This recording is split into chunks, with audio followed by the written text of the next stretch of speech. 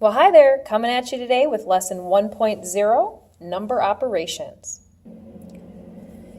These are our 4 number operations that we have in math. These operations tell us to do something without necessarily having a word. You can use a symbol or you can use words. So you need to be able to recognize sum, whether it's a symbol or it's a word. So let's start with sum. Sum, we know in math, means to add. So we're going to write down add as another word that means the same thing. There's only one symbol in math that tells us to add 2 numbers together, and that's the plus sign. Oh, you heard me say plus. That's another word that means the same thing as sum and add. Think of some other words that tell us to add 2 numbers together. Maybe we could use the word combine. Maybe we could use the word increase. If 5 is increased by 2, it tells us to add. We could also use the words more than. We could say put together. We could also say deposit. If I make a deposit into my bank account, I'm adding more money in. There are lots of words in math that tell us to combine 2 numbers by adding. I'm going to circle the word sum in my notes because that's a very mathematical word that tells us to add 2 numbers together. Let's move on to the word difference. Do you know what that means? You've got it, this symbol right here.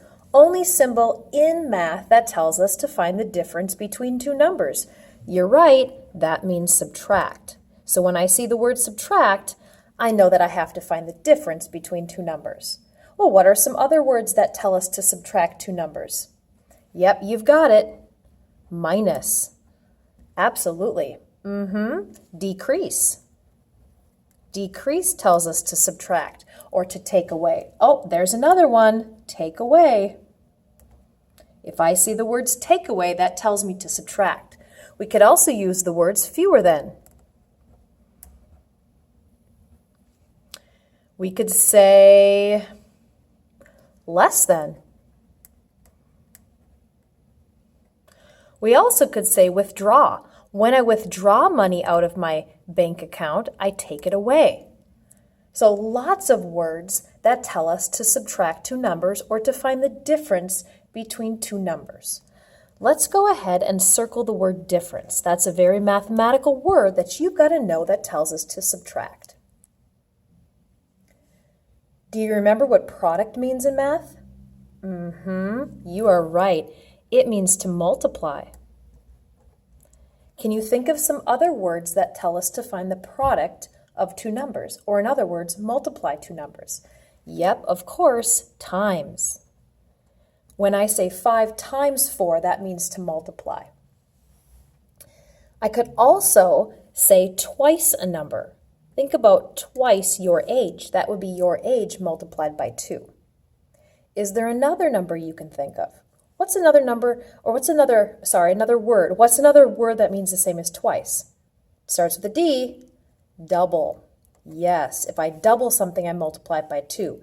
If I triple something, that tells me to multiply it by 3. All of these are words that tell me to multiply.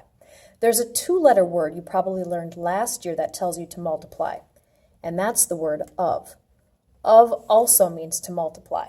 If I think of half of 10, that's the same as half times 10.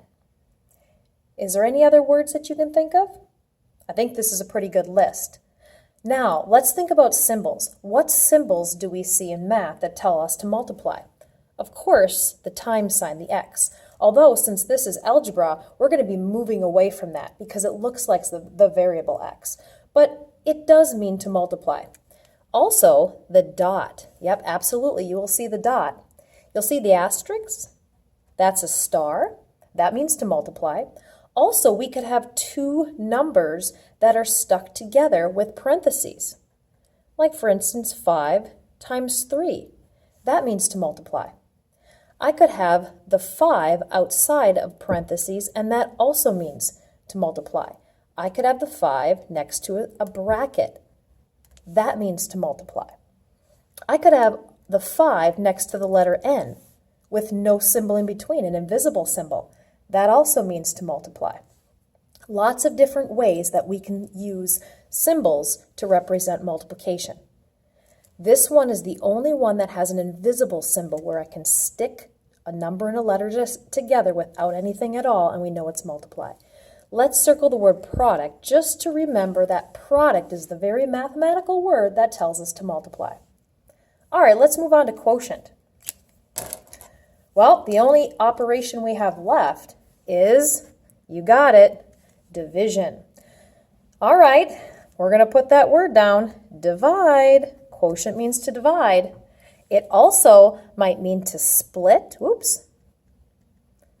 to split or to cut. It could mean out of, like 4 out of 5 means 4 divided by 5. Also, the word per means to divide. All words that tell us to divide numbers. Let's circle the word quotient. Quotient's the very mathematical word that tells us to divide. So when I find the quotient of 15 and 3, that tells me to take 15 divided by 3. Now, we're not going to be using this symbol because this is algebra. So we may see it. It's just that when we write something that we want to divide, we're going to be using the fraction bar. So maybe we want to take 15 divided by 3, or we can write it with a side slash like that. But this is how I want you to be writing multiplication, using that fraction bar. Okay? Thank you so much for being part of my lesson today. Have a great day.